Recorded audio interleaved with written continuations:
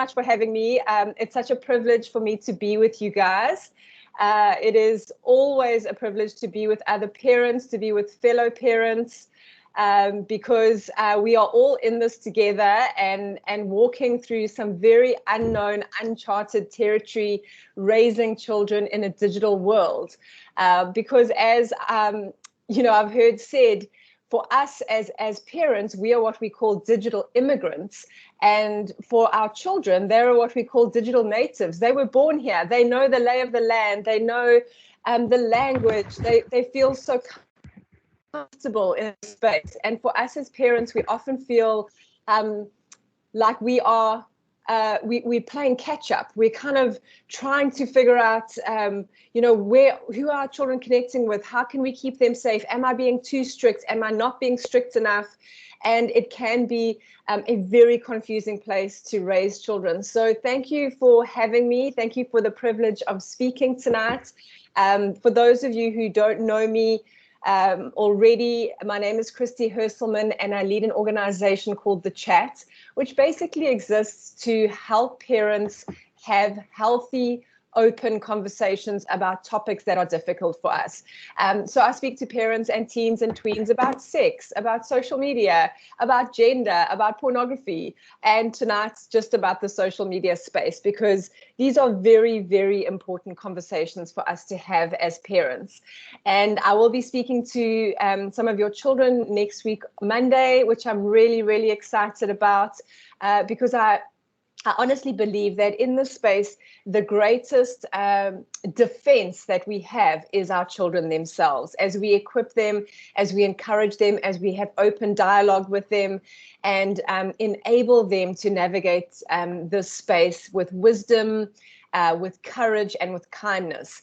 And before I kick off, I know I'm going to forget to do this at the end, so I just want to remind you that this little book of mine, Well Connected, is kind of the companion book for this talk. It's a book for your children to read and includes quite a lot of the principles that we're going to speak about tonight. And then later you'll see the importance of talking to your children about sex, and that's this little book that I've got. Both of these books, I think you've been given a link to my website, but I'll put it on at the end. But what I've done just for this week until I come up on Monday is I've created a delivery option that says collect at Peakenwood College. So instead of paying the courier, I'm happy to bring a bunch up when I come on Monday, but just order on my website, choose that delivery option, and I'll bring them up for you. So let's kick off. Let's get going. The more I talk into the space, the more I experience this digital parenting, speak to parents, the more I realize that the healthiest, the most sustainable, and the most effective way of operating and engaging with our children is for us to have the vision of creating a healthy digital culture at home. Culture means kind of a way of doing things, a kind of like what is within us. So not an external, just a set of rules, but a way of engaging with the digital space. Yes, of course, rules are really, really important, and I am definitely a rule person. I love rules. They help me to navigate the world. But when we kind of create the space of this is how we do things around here, that is the way we empower our children to use tech well, and then also to pass that digital culture onto their families. It is almost impossible for us as parents to be smarter than our kids and to be completely on top of what they are doing and who they are engaging with at any given time. And so sorry, I think we're echoing. Someone's got their mic on, if you don't mind just switching it off. So a little while ago, I was up in Pretoria, and there we go. I was speaking to a group of grade 7s, and one of the little boys told me a story that highlights this thing of how sharp our children are in this space. And he said to me that he realized that his granny was addicted to Facebook. He said, you know, when they would have family gatherings, when the granny would come over, she would literally sit on her phone and scroll through Facebook. She wouldn't chat to them. She wouldn't play with them. And so he decided that his granny needed to have a digital detox. So he took his granny's phone and he hid her Facebook icon where she wouldn't find it in her phone. And he enforced a what we call a digital detox, a Facebook fast. So for 2 weeks, he didn't allow his granny to have any Facebook whatsoever. And he kind of helped her realize how dependent she was on it, and helped her kind of wean herself off this digital space. And then when he felt kind of like she got a handle on things, he found the Facebook icon again, and he helped his granny put in some screen time and those kinds of things. But it was just such a sweet story that highlighted for me that our kids are so smart with tech. And if we think we can police them, you know, we're probably going to fall short. Honestly, I do this full time. I spend lots of time researching, and I can't keep on top of how fast things are changing. And so it is really, really important that we kind of shape our children's hearts and minds around how to use this, and not just try and enforce lots of external rules. So before we go on to kind of some of the challenges in the digital space and how we can empower our children, it's important that we understand this word screen time. So screen time is often the word that gets thrown around with, you know, when people ask me, Christy, how much screen time? What is a good amount of screen time? But actually the word screen time is 2 words, and we need to be aware of both of them. Of course, the amount of time that we spend is important. Most of us are spending more time that is probably healthy for us online, and our children as well.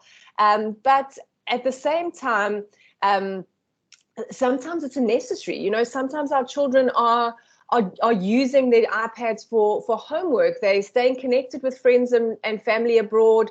There's all sorts of positive uses.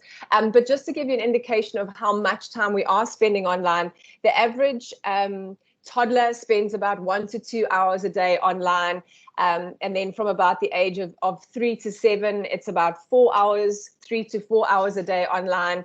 And then between 8 and 12 years old, it is about 4.5 hours, and the average teenager spends between 6 and 9 hours a day online. And so we're spending lots and lots of time online. The American Institute of Pediatrics has always, as long as I've been doing these talks, has always recommended 2 hours as our daily limit. I do quite honestly think that is pretty impossible for most of us as adults. And for a lot of children, 2 hours of screen time does seem like a little, but those numbers are good to look at, because it does remind us that we are probably, most of us, spending more time than we should online. And so the time is important. But then again, looking at the quality of our screen time is just as important. So what are our children doing in that time? Because not all screen time is created equal. Some screen time is much more beneficial than other screen time. So for example, watching YouTube videos that make us curious about the world, that are about science and about nature and upskill us. My daughter is an avid surfer, and she is entering some competitions. And just before we started, my husband was just encouraging her and saying, YouTube is full of amazing videos of exceptional female surfers. Go and watch what they do. That, you know, there are videos she can watch on how to do fitness for surfing and all sorts of things. So there's some great stuff. As I said, connecting with friends and family, online school, research, and even for our teenagers, staying connected with their friends. These are all really, really good things. But then mindlessly scrolling through social media, mindlessly going through TikTok and some of these silly videos, you know, those kind of lots of time on gaming, those kinds of things are going to have a more detrimental effect on us than the more positive uses of our screens. And so it's important to remember those two things. Another thing to remember as we navigate the digital space with our children is that it's a very, very public space. You know, it's not a neutral space. It's not a kind of a space that we have a whole lot of control over. Obviously, for children, it's important that all their accounts are private. But even when our accounts are private, our children's eyes are open to the world. They can see so much. They experience so much, so many different people. And a lot of those people will have very different value systems to you and your family, and probably would not be the kinds of people you would choose for your child to spend time with. And then there's also a very curated space. The goal of apps is to get us onto that app and to stay on as long as possible. We all of us who watch The Social Dilemma will understand what algorithms are that constantly, as I don't even have to click on something, but if I stop scrolling for a couple of minutes on something, the algorithms start to go, okay, she's interested in that, feed her more of that. Even when our devices have accesses to our camera, there is software reading our micro expressions. If we are shocked or interested or surprised or amused, that is shaping what is fed to us through our news feeds. So obviously for us and our children, this is very, very important to remember.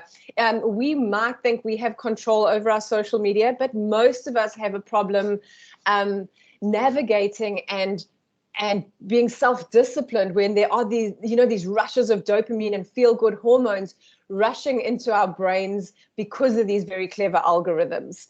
They are not random spaces. Honestly, the more time we spend there, the more the developers of those apps are going to make in ad revenue. Do you know that the average adult, three-quarters of adults, so 75% of us grown-ups can reach this little thing 24 hours a day. So that means that whether we are in the bath, whether we're on the loo, whether we are sleeping, whether we are eating a meal with our family, whether we are exercising, 75% of us keep this little device so close that we don't have to move anything other than our arm to pick it up. So if that doesn't show us that the algorithms are working and that we are pretty dependent on these devices, I don't know what does. And we even think about that granny that I spoke about earlier, that a lot of us, most of us in fact, have trouble regulating our phone use and our device use. So how much more our children with an underdeveloped brain, with an underdeveloped prefrontal cortex to stop impulsive behavior. And so it's important just to remember those things as we get started.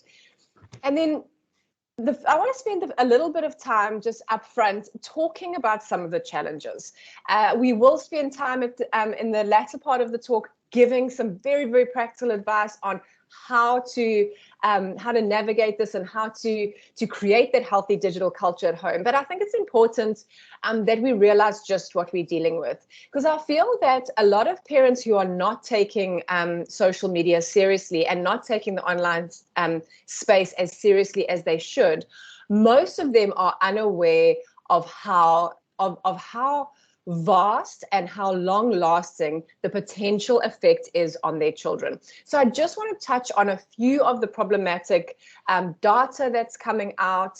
And in fact, I was listening to a podcast a couple days ago that was saying all of the data shows that devices are overwhelmingly bad for our children.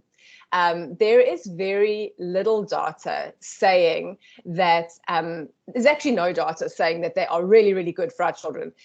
So most of the time, the reason we kind of allow devices for our children is mostly the social aspect, that idea of staying connected, and then obviously the entertainment aspect. But there are lots of reasons for us to be concerned about the devices that we've placed in our young people's hands. Okay, so the first kind of area I just want to touch on is the emotional and the psychological impact of devices on our children. So just a couple of statistics for those of you who, like me, enjoy numbers.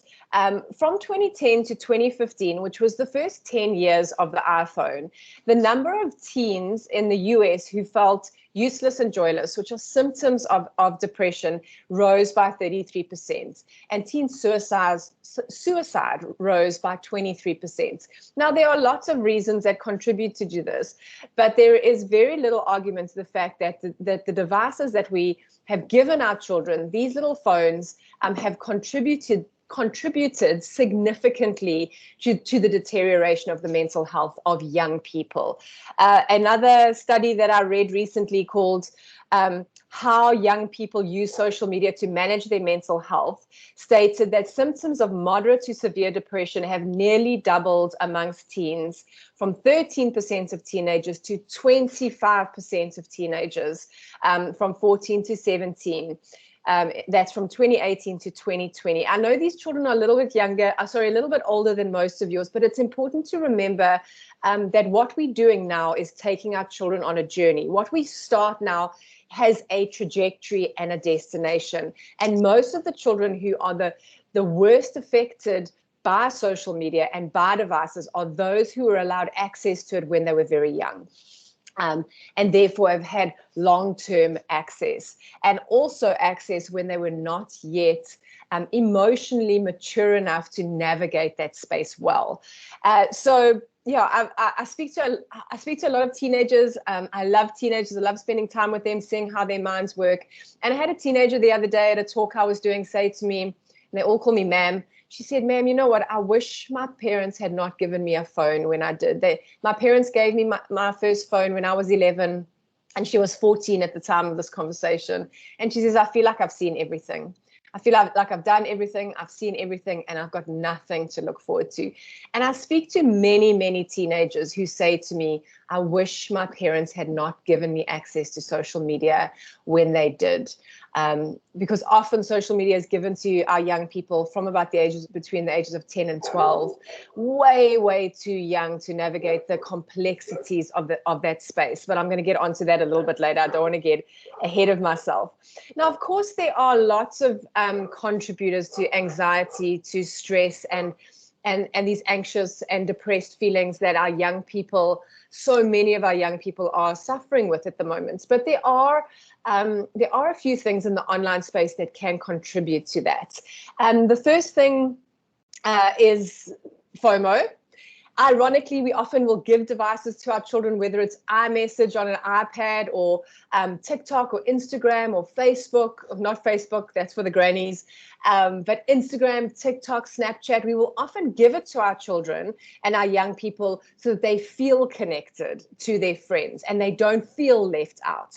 But often that very platform that we've given them to connect makes them feel left out, because often they see their friends doing things, or they see other people's amazing lives, amazing friendships, amazing trips, amazing Air Force One tackies, and they feel less than. We all know that feeling. We all know the feeling of comparison that comes over us when we're in the digital space.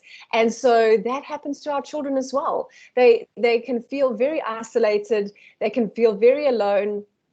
Interestingly, teenagers today drink less, they have less sex, they do less drugs, they're less likely to go out with their friends than any generation before this, because they're in their bedrooms on their phones. So while we give them something to connect them, is actually isolating them and actually disconnecting them from proper face-to-face human flourishing that they so crave. And so that is one of the reasons that one of the impacts of negative impacts on their mental health. The other one is sometimes the unhealthy connections they make online.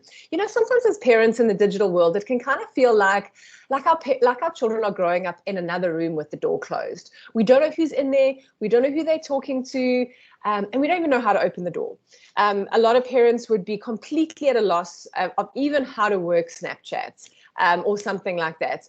But yet our children are on there and they are talking to all sorts of different people. They are on TikTok following all sorts of different people. They are on Discord joining servers with all sorts of different people. Some of them are friendly, some of them are kind, some of them are their age, but a whole lot of them are not. And when we give our children access to these social media platforms, we literally give them license to connect with strangers, because that is what we are giving them permission to do. A few years ago, I worked with a family, and the son was about 14 at the time. And from about the ages of 12 or 13, the mom had allowed him to start gaming and joining onto some servers on Discord. For those of you who don't know Discord, if you have a child who games, they probably will. It's kind of like if you think of WhatsApp and how we can create groups on WhatsApp, Discord servers are like that. They created, people will create a server, a group around a particular team. So if your son plays Fortnite, he might be on a Fortnite server with a bunch of his friends or a bunch of people that he plays Fortnite with, that kind of thing. So this particular boy, he was actually on the autism spectrum. He was in mainstream school, but he was quite socially awkward, didn't have a lot of friends. And so his mom kind of allowed him to have more gaming time and to join this. And she said what she found is he kind of found community. He found friends. And when I was debriefing with him, he said to me that for the first time, he felt like a valued member of a group. Because when he was typing, he could give advice, he could connect with people, and he felt confident. And these are some of the real positives about the online space. But what happened to this young boy was he connected onto a server around this particular interest of his, and connected with what he thought was another boy his age, and developed a friendship with this person. And as his mom tells it, he became increasingly withdrawn. He only wanted to be in his bedroom. As soon as he got home, he went into his bedroom. He was on his phone. He was connecting with these people. And she was kind of relieved that he had friends, but at the same time really worried about him. And then she picked up his phone one day and found the most inappropriate messages and pornography from this boy on the server, who actually turned out to be a man who was trying to lure her son into a sexual relationship. And so, our children can make very unhealthy connections online if we are not aware, and if they are not savvy enough and equipped enough to make sure that they are doing this, and that they're connecting with people that are hopefully at primary school age, only people they know from their school. And then as they move up into the older teen years and they do start making friendships online, that they really do know how to do that with care and with intention. Social media access is also linked to increased tendencies of mental health issues like self-harm, eating disorders, and things like that. Teens who struggle with these kinds of things tend to use the social media space to reach out to similar people who will then validate and encourage them in their destructive behaviors. The other thing that kind of has a negative effect on the self-esteem of our children is that the social media space is a real-time popularity contest. That is, whether it is Fortnite, TikTok, WhatsApp, Instagram, we are always weighing ourselves against other people in these spaces. And it's what we call a shame and fame culture. You either feel really, really good about yourself, or you can feel really, really terrible about yourself. Interestingly, Instagram and TikTok are rated the worst for mental health, especially for girls, because they're so visual and they show such a technicolor version of other people's lives that often make us feel inadequate. And then the other thing that can negatively impact our children is the constant connection. Our children are not designed to be constantly connected to their school and to their peers and to other people. When we were at school, we would go to school, and then our friends and the school pressure would stay at school, and then we'd go home, we'd play with the dog, irritate our siblings, maybe watch an episode of Knight Rider and go to bed. But now with our young people, if they have phones and if they have iMessage and all these social media platforms, they're connected to their peers at school, and then they're connected to them all the way until they put that device down at the end of the day. And whatever pressure and complexities were happening at school are now following them home. And then coupled with that, if our children are going from school to extramurals, to homework, to iPad, to bed, they don't have the time for their brains to process what they've experienced during the day. I don't know about you, but my kids never come home and say to me, "Mom, have a seat, make yourself a cup of coffee, or pour yourself a glass of wine," depending what time of the day it is. "I just want to debrief. I just want to tell you what happened in my day today." My kids never do that. If your kids do that, please let me know how how you got them to, because that does not happen in my house. But what does happen is when there is quiet, when there is device-free time, and everyone is flopping around on the couch, or Brad and my twin boys are 12, and my husband Brad might be wrestling with them, or me and Emily are lying on her bed before she goes to sleep, or they're sitting at the kitchen counter while I cook. Those down times, that is when my children start to connect and start to talk and start to process. And it's very, very important for their brains to do that, to, in a healthy way, process their emotions. And then obviously there is the inappropriate and harmful and disturbing content and situations our children will encounter online. As human beings, we are being shaped and formed all the time. And what our children are exposed to online has an effect on their brains and on their emotions and on how they see themselves and the world. And it is very important to know that most of what is put out there into the digital space is with a very intentional purpose or worldview. It's either an influencer or it is someone who is trying to shape your child in a very, very specific way. I said earlier that our teenagers specifically spend between 6 and 9 hours a day online. And one of the worrying statistics around that is that the average teenager only spends about 45 minutes a day with their parents. So that is really, really worrying, that they spend so much time with strangers, shaping their thoughts, their ideas, their opinions of themselves, and so little time with us. And often opinions like sex, hookup culture, sexuality, gender, abortion, language, the treatment of the opposite sex, romantic relationships. This is drip fed to our children through TikTok videos, through YouTube videos, through Instagram posts, through Instagram reels.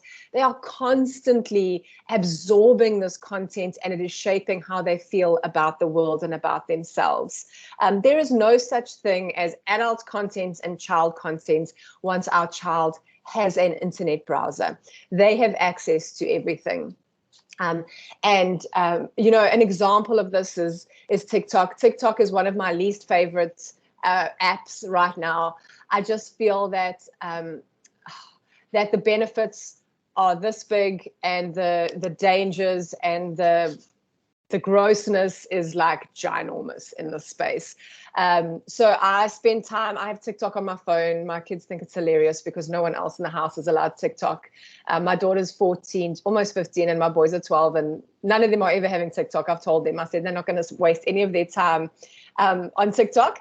And the App Store actually only rates TikTok 12, but Common Sense Media, which I'll put a little message at the end. This is an excellent resource, commonsensemedia.org. They rate it 16 plus for the reasons that it is full of sex. It is full of all sorts of adult themes that you just don't want your children exposed to. So I spend time on TikTok from time to time just to see what are the trends.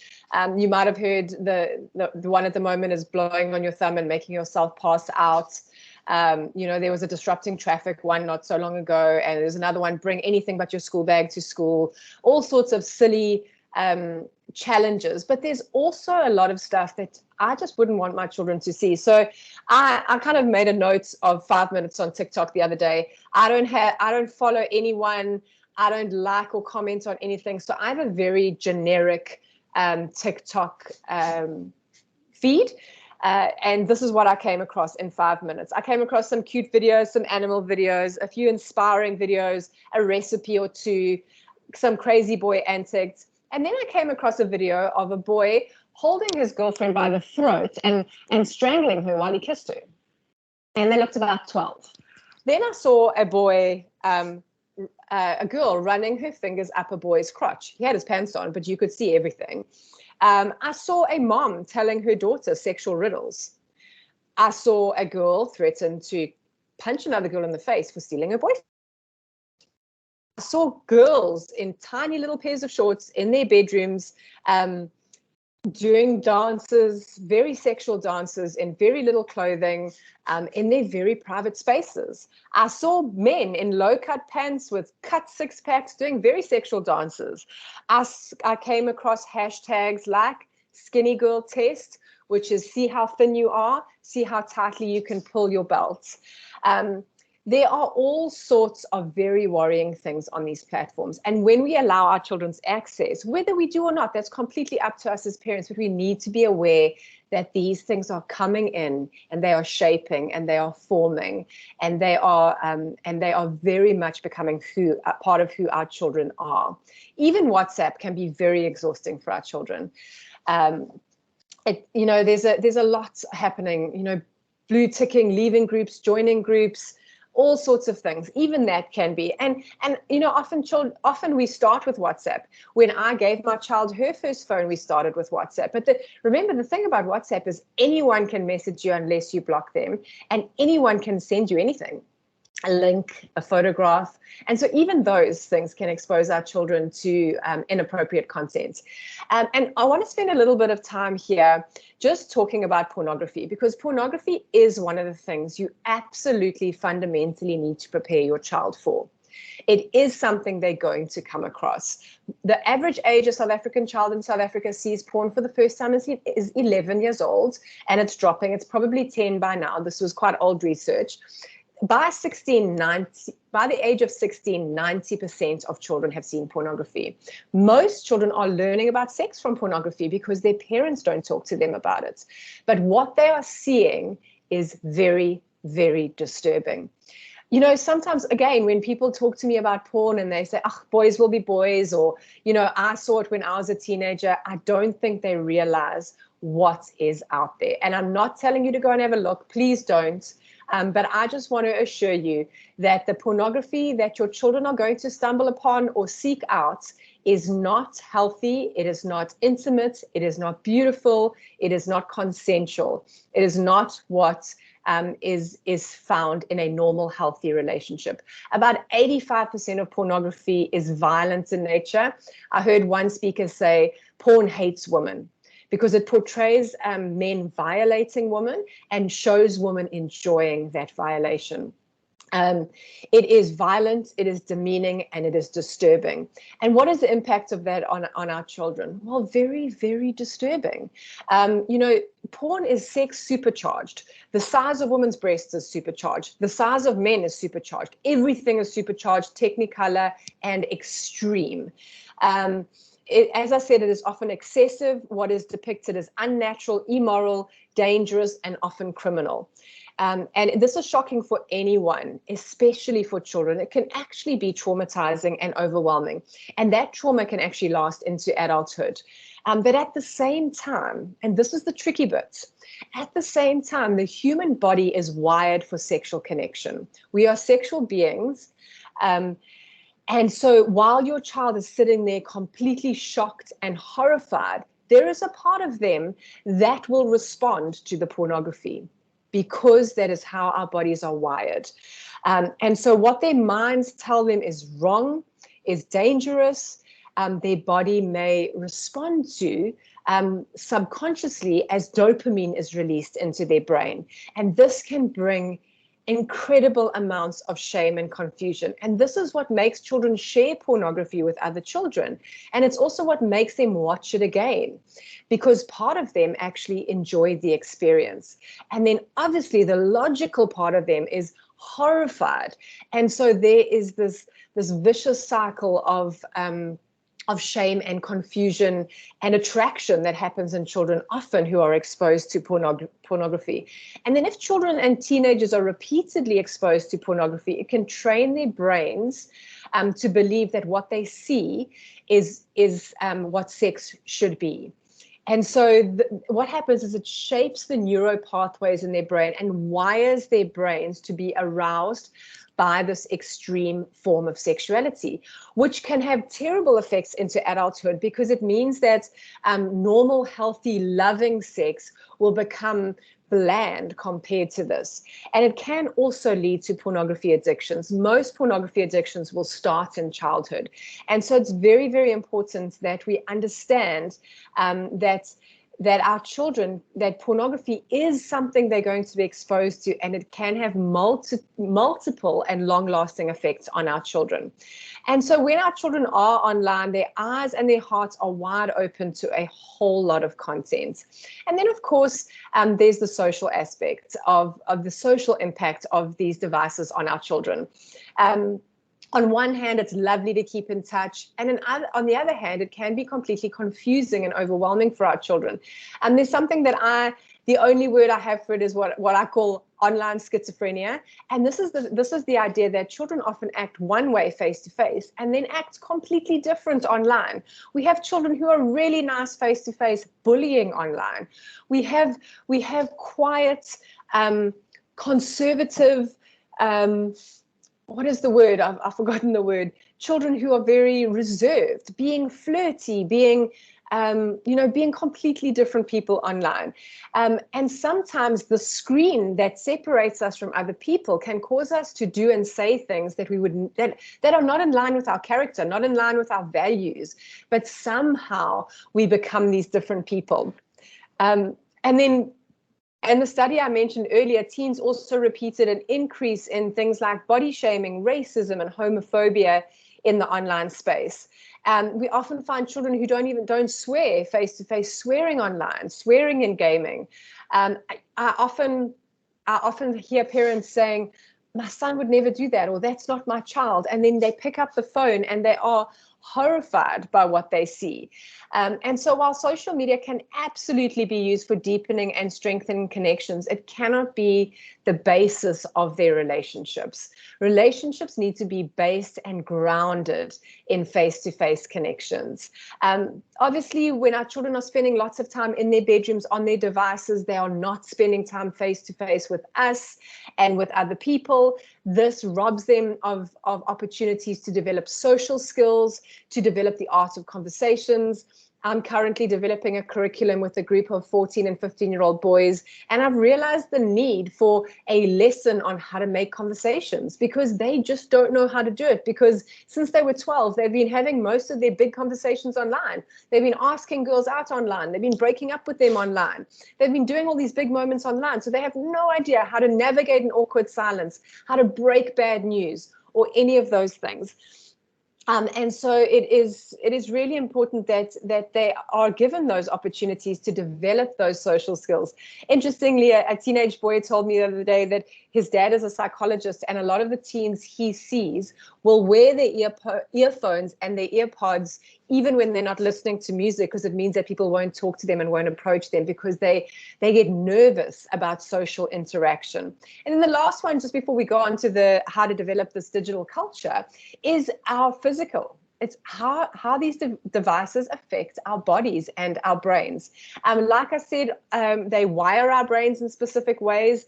Apps release huge amounts of dopamine into our brains, which make them very, very addictive. Dopamine is a chemical that teaches us what we like and what we enjoy doing. And while activities that we do, like swimming and surfing and hanging out with friends, release gradual amounts of dopamine into our brains, devices create surges of dopamine in our brains. And that's what makes them so addictive, because there are these surges of dopamine and drops and surges and drops. And these tech-triggered spikes of dopamine are very bad for our brains. This is one of the reasons we need to curb our amounts of time online, is because when we allow our children to have lots of this unregulated surging of dopamine, what it does is our brains start to crave that, and the normal steady release of dopamine is no longer attractive. And so we have children who don't want to climb trees, who don't want to play sports, who don't want to hang out with their families, who don't want to do anything face to face, because their brains are wired to crave that dopamine rush they get from a round of Fortnite. And then the last thing, just before we carry on, is what it does to our sleep patterns. Studies are showing that, I read an interesting study the other day that said, the three biggest inventions that have changed culture have been the light bulb, and what was the other one? The phone and the iPhone. And so the light bulb, our sleep went from, pre the light bulb, we slept for 11 hours. And now after the 11 hours, 11 and a half hours a night, now since the mobile phone, we sleep about 6.5 hours a night. So it's cutting into our sleep, and it's also cutting into the quality of our sleep. A lot of young people are allowed their devices in their bedrooms. If you are going to change one thing after night, this, that children never have their devices in their bedrooms after bedtime. Best case scenario, no devices in the bedroom at all, but children and adults alike should never sleep with their phones in their bedrooms. There is no benefit. It is unhealthy, unhelpful, and I think we all know that it does cut into our sleep as well. I saw a study of about 1,000 12-year-olds, and 85% of them were allowed to have their phones in their bedrooms at night. Most of them use their phones just before bed, which means that melatonin is not released in your brain and you don't sleep well. And 30% of those 12-year-olds said they woke up during the night to use that device, either to text, to game, or to check their social media. And obviously, poor sleep is connected to all sorts of health risks: poor brain function, poor mood regulation, poor concentration, depression, anxiety, compromised thinking, weight gain, low immune system, all sorts of things.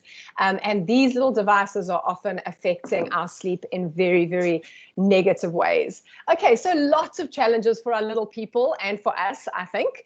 But there are a lot of challenges, a lot of social dynamics online that are complicated for our children, a lot of content that is complicated, a lot of chemical things going on in their brains, all sorts of things. So what can we do? What can we do as parents in this digital world to help create this digital culture in our home, this healthy digital culture? So the first thing we can do, and I'm going to use the word culture just to give us a few keys, and I will send a handout of this through to the school that can be emailed to parents. So don't worry about frantically taking notes. I'll send it through to you. But the first C is for consistency. And this obviously is a key for parenting across the board, is we need to be consistent with our rules, our regulations, and our boundaries around devices. We can't allow devices in bedrooms one day and not allow them the next day. We can't allow 6 hours of screen time one day and 1 hour another day. We can't allow kids to download whatever they want one day and then be strict another day. We need to be consistent. When we're tired, when we're worn down, when we're feeling guilty, when we're second guessing ourselves, when we need time out, we need to be consistent. So once you as a family have decided what your digital culture looks like, be consistent in that.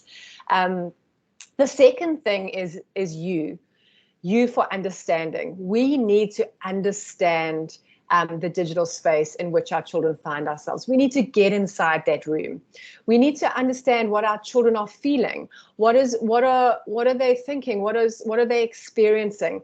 So whatever your child is doing online, be online with them.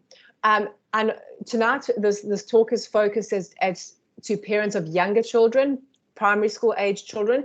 You need to 100% be in their online lives and be very, very present. If they are gaming, you need to know who they are gaming with, what games they are playing. If they're on social media, you need to be on their social media. A great thing to do is, if your children have TikTok, Instagram, Snapchat, that you load it onto their device and onto your device so that you can hop on from time to time and see what's going on. You need to be checking their texts. This is quite a debatable one, and I listen to and read a lot about this. But most psychologists and experts will agree that especially primary school age children are not mature enough yet to navigate online relationships by themselves. So from time to time, it is a full-time job if you are ever going to keep up to date with every conversation your child has, but they need to know that you are there. They need to know that you can pick up their phone, that you can hold out your hand and they need to hand you their phone, that you'll be checking in from time to time. The fact that you are there is almost like a speed bump. It's almost like, oh, my mom might see this, that kind of thing, that you're around, that you're aware. It also creates the most wonderful teaching moments. Obviously, you're not going to pick them out for every little thing they do wrong. You're never going to read a text and reply to it. You're never going to comment on anything. You are completely the silent partner. But it creates so many good opportunities to talk about things. And you've got to be selective about this. You know, don't every day go, oh, I read this, oh, I read that, oh, what were you meaning about that? But I was listening to someone the other day talking about an example of you know, a friend confiding that they had drunk alcohol, or they had kissed a boy, or something like that. You know, the wrong approach is like, oh, can you believe that your friend is really kissing boys? I can't believe that, and kind of be the morality police.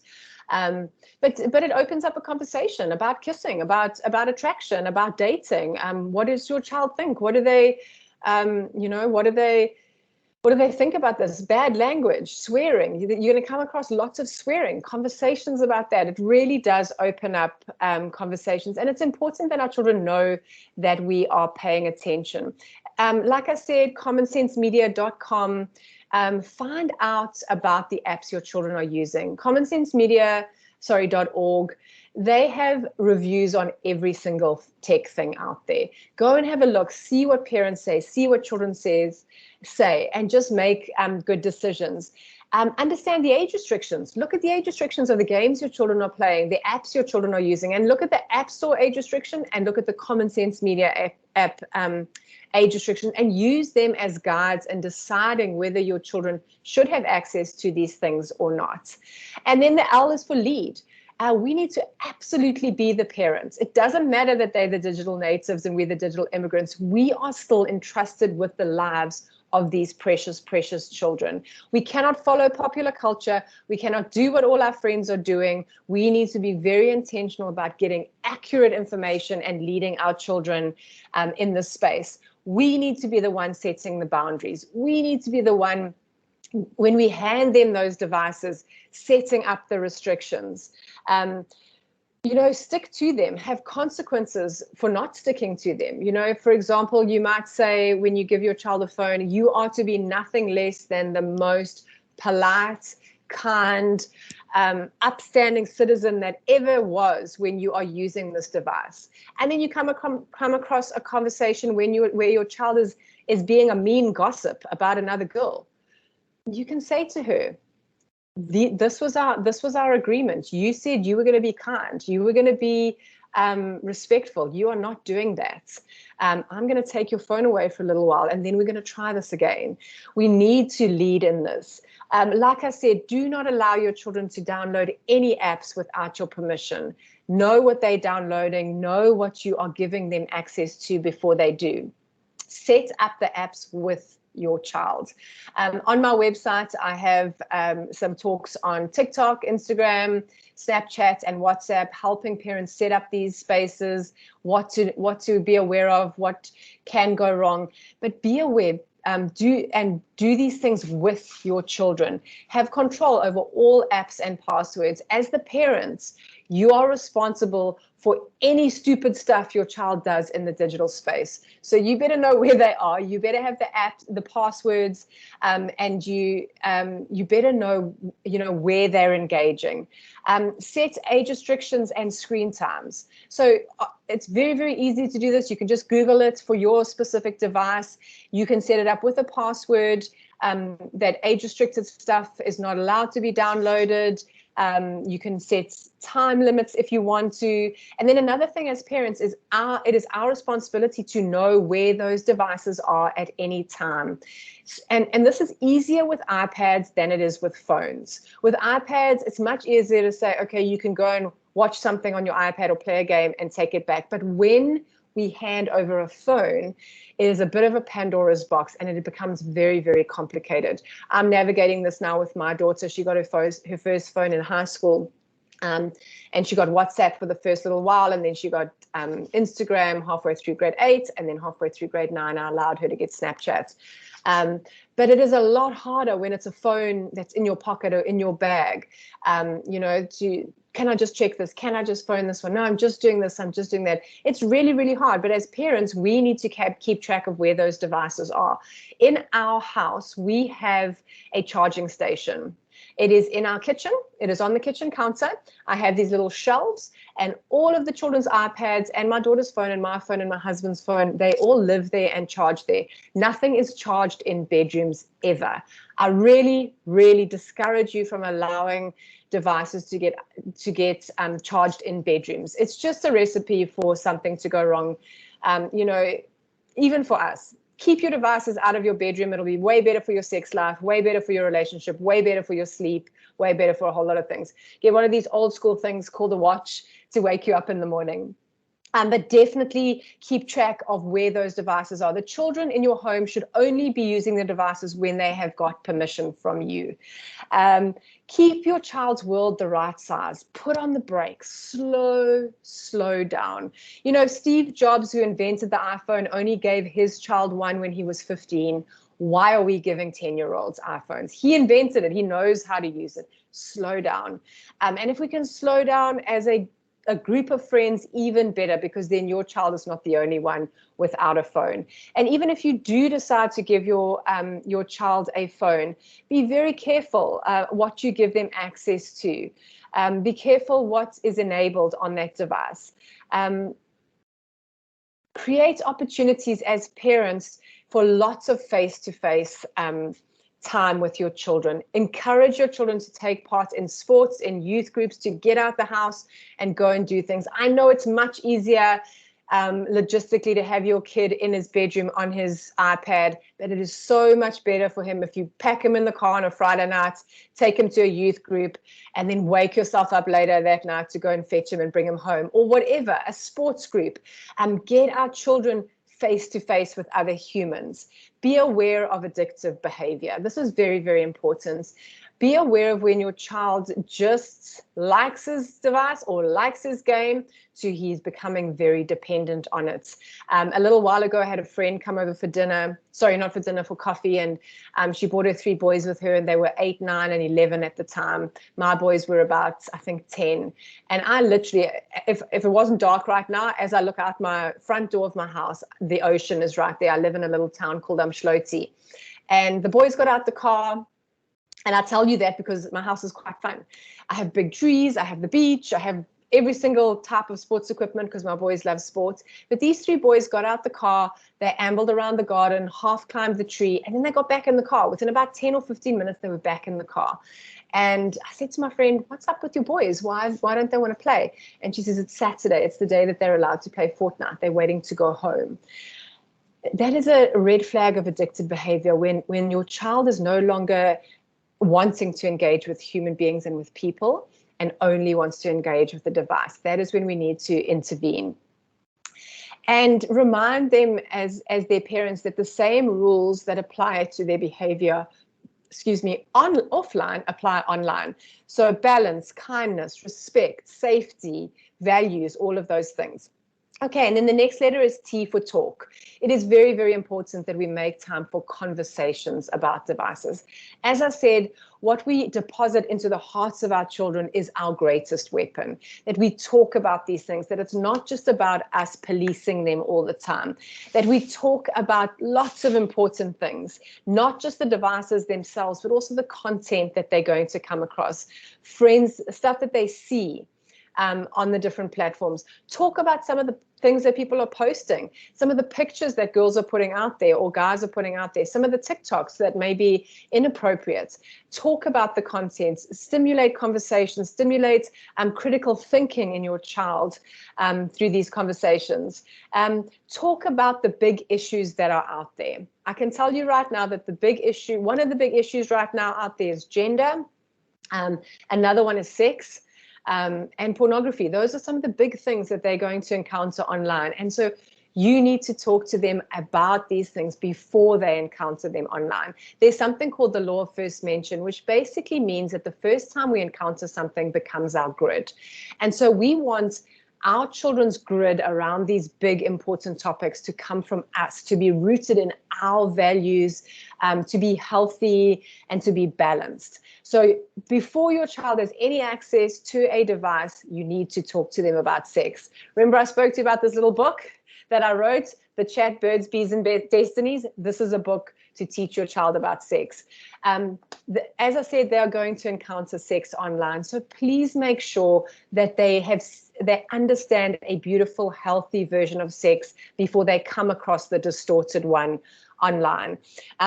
You need to talk to them about porn, unfortunately. I would say the birds and the bees talk needs to happen around the ages of 7 or 8, and the porn conversation needs to happen probably around the ages of 9 and 10. You don't need to go into sordid detail, but you do need to prepare your child, and definitely before you give them a phone. As I said, sometimes an iPad is easier to regulate, but a phone, it really is a portal to porn. So you really, really do need to talk to your child about porn. And I think it helps to just kind of maybe give a little bit of an example of what you can say. So for example, if you've already spoken to your children about sex, you can say to them, remember I told you about sex, that it's something that adults do. It's very intimate. It should be part of a loving relationship. But some adults have sex and film it, and other adults watch that for entertainment. I am very anti-porn, so my conversations around porn, I also bring in the aspects of human trafficking, the fact that it's documented prostitution, those kinds of aspects, kind of the justice aspects of pornography, and what it does to the world. But just explain to your children that this does exist online, that sometimes adults put it online for other adults to watch. But the sex that people put online is not the beautiful version that sex is intended to be, that it can be a dark, horrible kind of sex. Tell them that, what they might be exposed to could be upsetting or disturbing, but that you are here to talk to them, that you will do all you can to help protect them. But if they do come across a situation where they are exposed, equip them in what to do in those moments. Get up, walk away, come and tell a trusted adult, but remind them that if they do have questions about sex, they should not Google them. I had this with one of my children not so long ago. Fortunately, I have good software, filtering software on my computers, but one of my children Googled, what is first base? Because they'd heard this. What does it mean to go to first base? And so it came up as an alert on my Safe Surfer app, and I was able to go to my child's browser and see what they had searched, and then talk to them about what they were curious about. And again, remind them that if they have those questions, I am absolutely down for answering them. I will answer anything. And if I don't know the answer, rather let me find it, and I'll bring it to you rather than you go and look for it, because what you're going to find online is not going to be a healthy version. And then also remind them not to go onto other people's computers and other people's phones. Kids who feel they can't talk to their parents will seek out information and community online. You need to be a safe space for your children. You need to be there, and you need to answer any questions that they might have. Ask them about favorite YouTubers and gamers. Ask them about who they like to follow. Point out the positive aspects of social media. And just speak to them as if they are capable, as if you believe in them. But then also kind of draw them up and talks about the fact that it is your job to keep them safe, and that you want to protect them, and that as a parent, you are there journeying with them as they learn and grow in this space. And then the U is for unity. It's important for us as parents to be on the same page. There needs to be unity, whether we are still married or not.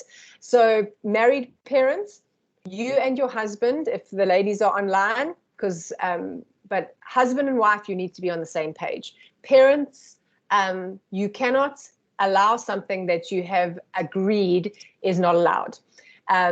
Children can see those cracks in the armor, and they will 100% go for them. And sorry to say, but it's often the dads who drop the ball. It's often during those 5-day test matches where they want a little bit more screen time, and so they kind of cave a little bit. But come up with a plan together and stick to it. Homes that are for divorced parents, if you live in separate homes, I know this is not always easy, but it is very important that you come up with a game plan across both homes. I cannot tell you how many times I've heard it said and done that a child chooses which parent to live with based on how much screen time they get. Children will use this to manipulate, especially if they become addicted to this screen time. They will use this to make critical life choices. So try and be on the same page. And then deep connections within the family. This is really important. This is one of our biggest mitigators against the negative impact of what is happening online. Children who feel deeply connected in their families, who feel like they belong, feel like they're unconditionally loved, feel safe, are much less likely to seek out unhealthy relationships and unhealthy content online. Take performance pressure off children. Children who feel like they are not unconditionally loved will often look to the digital space for affirmation. Help children process their emotions in a healthy way. A device, a phone, an iPad should never be given to a child to soothe them. If your child is throwing a tantrum in the trolley, please don't hand them your phone. If they are throwing a tantrum at home, please don't let them go onto their iPad. All that you're teaching them is to numb their emotions rather than process them in a healthy way. And so when we allow that behavior in children, we are raising adults who go and binge watch Netflix instead of dealing with offense and pain and things that might happen in their daily life. Talk about family values, talk about trust, and talk about some of when you're making these decisions and as you're growing together as a family, talk about how your rules might make them feel, have conversations around them, and just keep the conversations going. The R is for release, and this is to release them gradually. You don't want to micromanage your child's device for the rest of their life. You don't still want to have filtering software when they're 26 and they're in their own house. Our goal is to release our children gradually. So small children, primary school age children, loads of restrictions, loads and loads and loads. How much time, what they're allowed to download, what they're allowed to watch, who they're allowed to talk to. You're heavily involved, very, very involved. And then just think of a building being built.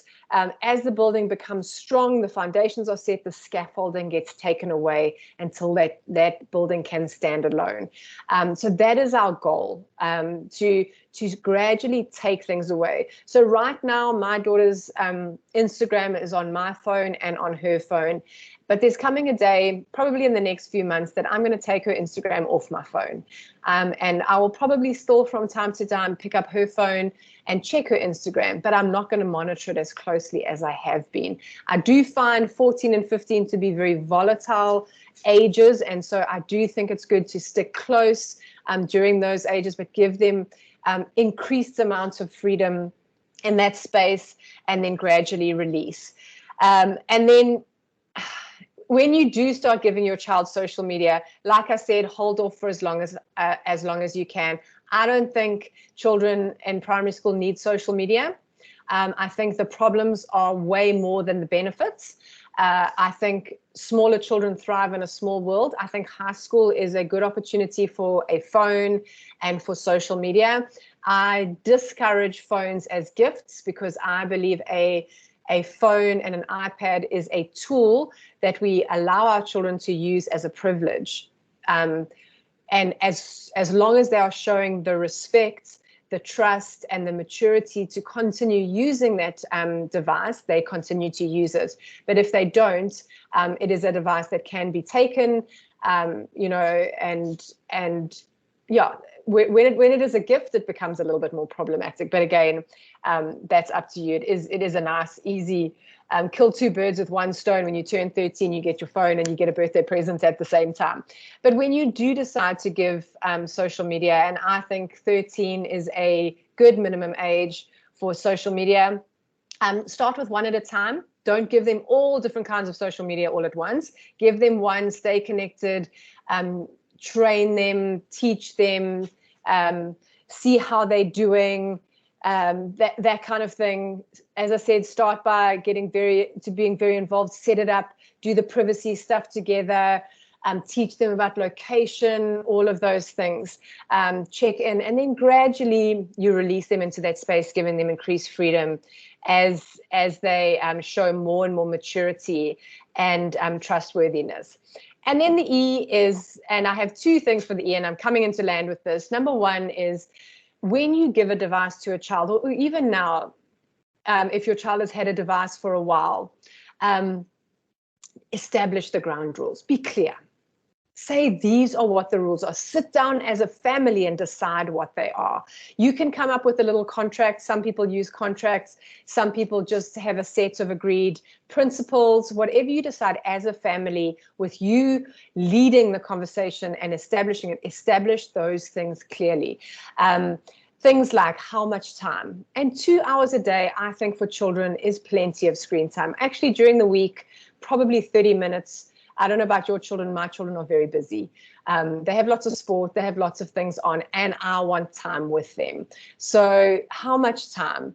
Agreed times of the day. I don't allow any screens early in the morning, definitely not before school. Please don't allow your children on screens before school. It just starts their day badly, and the teachers will be fighting for their attention for the rest of the day. So where are devices allowed? When are they allowed? Have screen-free places like the dinner table, like the car, like family gatherings, like bedrooms. Have places where no screens are allowed, and be clear about these things. I recommend that iPads are only used at home and never taken out of the house, definitely not to family gatherings, but be very clear that they are used in communal areas, especially with younger children, and that they're not in the bedroom, definitely not at bedtime. Where are they plugged in at night? Where are they charged? Treat devices as a treat, not a right. In our house, all chores are done, all bags are packed, all homework is done, and everything is done. Just like mom and dad, we don't sit around and watch series in the day, and then we'll get our work done later. It's something that you do when you relax at the end of having done all the things you need to do. And again, reinforce these. My boys the other day, they asked for time on their iPads and lied about the fact that they packed their sports kits.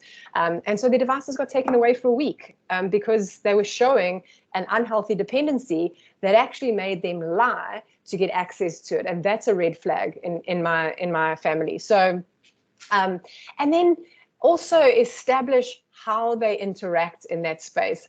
I heard such a great quote the other day that said, dance like nobody is watching, text like the whole world will read it. Establish what they're allowed to talk about online, what kinds of conversations they're allowed to have, who they're allowed to connect with. Be very, very clear on establishing these things.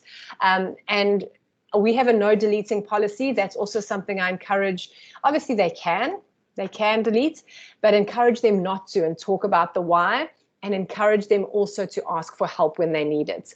And then just as I land, the final E is be an example. As their parents, we should be the digital example.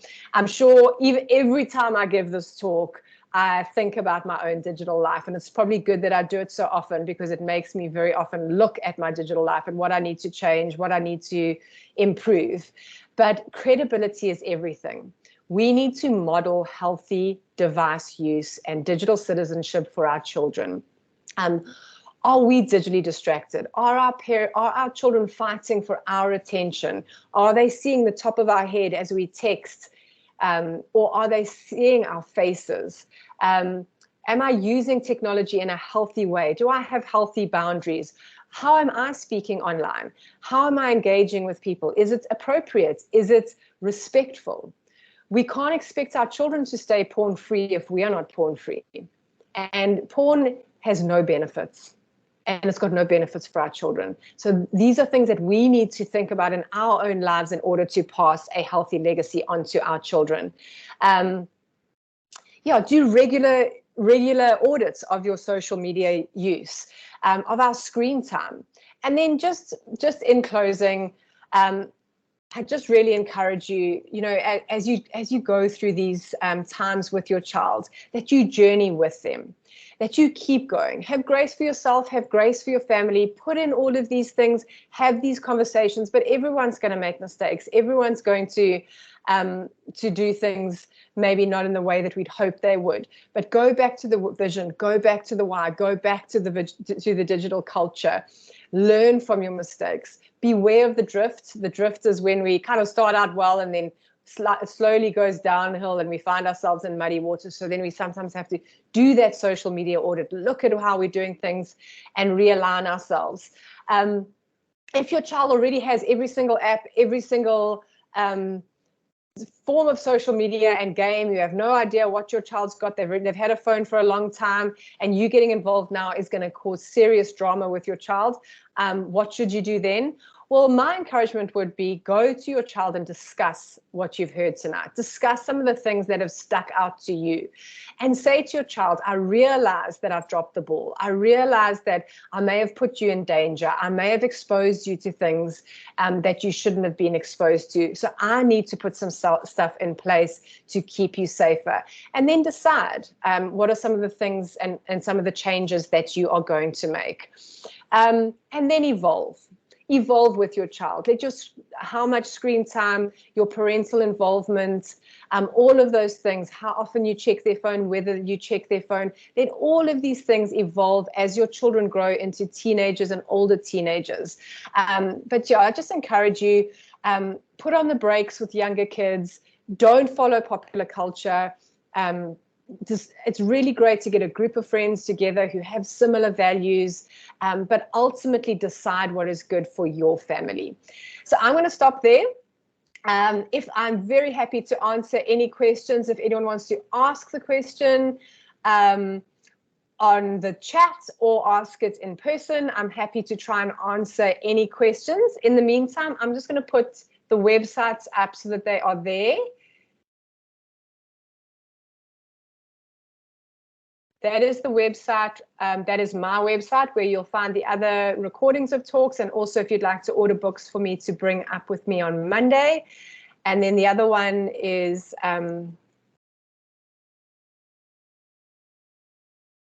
commonsense.org, a wonderful, wonderful, and then I'm going to just put this one up because this is a new resource that I have found recently, which is absolutely brilliant. If you want, it's on the psychology of parenting. She is wonderful. If you have a teenage girl, she's written a book called Untangled. If you have a young girl, it's about transitioning girls into adolescence, but outstanding podcast on My Child's Seen Porn and My Child Wants a Phone, all sorts of amazing, amazing content there. Okay, are there any questions from anyone?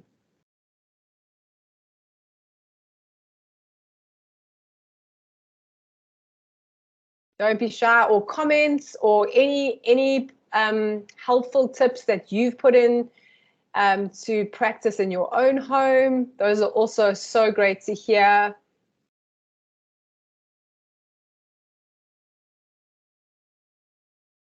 I must have covered everything. So I'll be up. Hi, Christy. Oh, yes. Hi.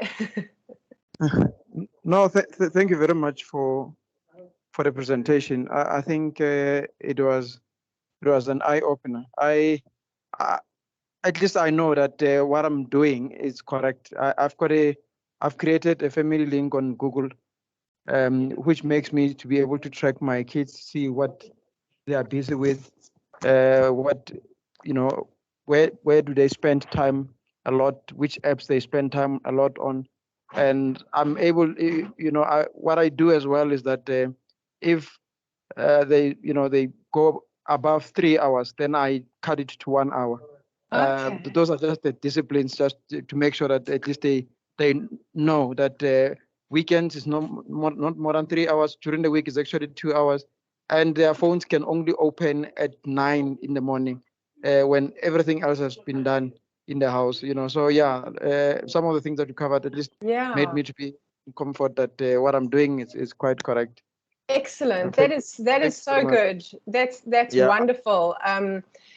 Those are all very, very, very positive things. And someone actually mentioned Family Link here as well. That's a great one for younger children. Like the gentleman said, you know, you can set certain things, certain limits. You can see what they're seeing, and what I find is you know, you can just kind of see what's going on and see what even interests your children. What are they watching? What is kind of some of the spaces that they're navigating? So that's really great. And then someone asked about Net Nanny. Net Nanny does work. I didn't mention it, but it is an absolute prerequisite that our devices have some kind of filtering and monitoring software. So Family Link, Net Nanny, I've put the one there that I use called Safe Surfer. These are all great things. You can set them to filter out various degrees.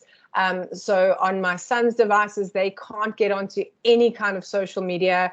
Their devices are for schoolwork, and they have limited YouTube, and they have iMessage. But then my daughter has access to a few more things. But again, I get a summary. So if there's any red flags in conversations or in content, those are really, really helpful things. Also, it limits the time that you then have to spend reading their stuff, looking at their stuff. But again, it's not a one fix wonder. It is a first step. The monitoring software. You can also put it onto your router. That is a great thing to do, because that means anyone coming into your house and onto your Wi-Fi is then also protected, which kind of gives you a little more protection over visiting children and things like that. But definitely, those are great things, and thank you for those tips. That they were so great. I do the same thing with my daughter. It's called I think it's called downtime. Her phone goes off at a certain time and then comes on at a certain time, which is really, really helpful, because we can't actually expect them to have huge amounts of self-discipline at this time. We're training them to go that way, but it's hard for them. But I love the idea. Sorry, I just want to say one more thing of that.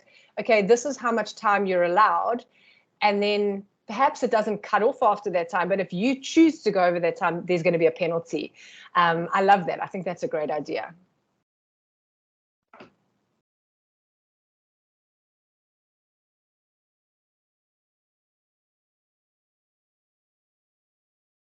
Any other questions before we call it a night?